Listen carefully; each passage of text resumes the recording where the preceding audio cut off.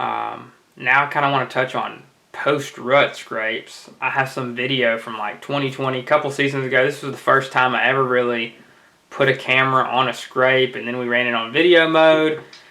I have a couple pictures from a scrape. This is post-rut in Alabama. Peak of the rut's like mid-January, 15th to 20, in that range. I think that's when the peak of the bell curve is.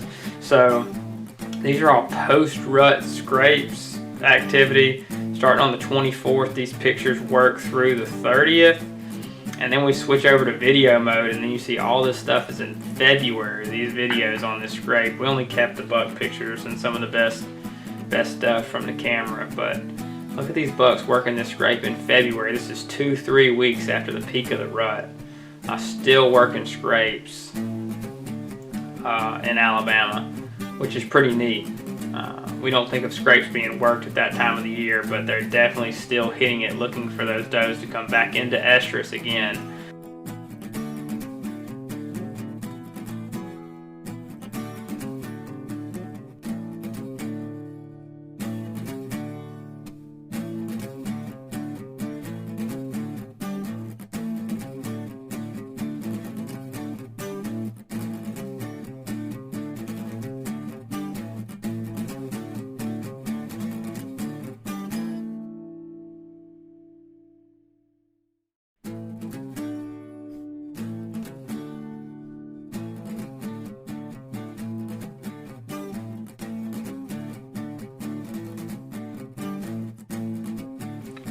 I guess the next question is like, what significance does this have?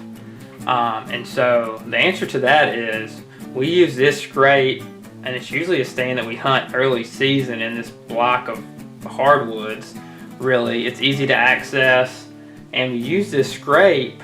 The next season, I actually ended up throwing some sits in these hardwoods during the end of January, because these two bucks, this 6-point and this 7-point, or the 8-point here, ended up being a 7-point the next year. We found another scrape in this area, put a camera on it. The 7-point was in there. The 6-point ended up disappearing in November. I don't know, maybe he got shot or died, but he ended up disappearing. But this other buck was in this same area, so I threw some sits in there. There's also another 8-point who was in that area on that other scrape, like within 75 yards of this scrape. So I threw some sits in there knowing that he was on this scrape post-rut 2 years ago. So I'm thinking, hey, he'll probably be in the same area again.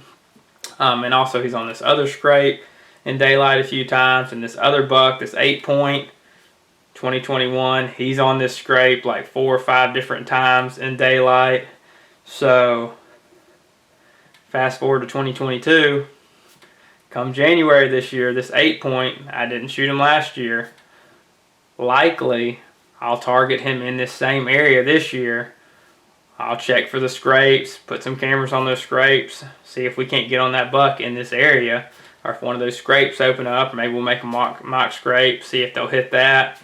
And if they hit it regularly enough, maybe we'll be able to get on one of those bucks in this area during that post-rut time frame, after that bell curve, when they're looking for does again, they get off lockdown.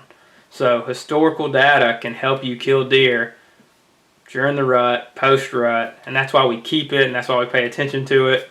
And it allows you to, if I would have sat the scrape at the right day, or this travel corridor on the right day, I could have gotten a shot at one of these mature bucks, definitely in 2020, but, possibly in 2021, and now, hopefully, in 2022, maybe I can actually connect on one. So that's the significance of keeping camera data year to year on these scrapes.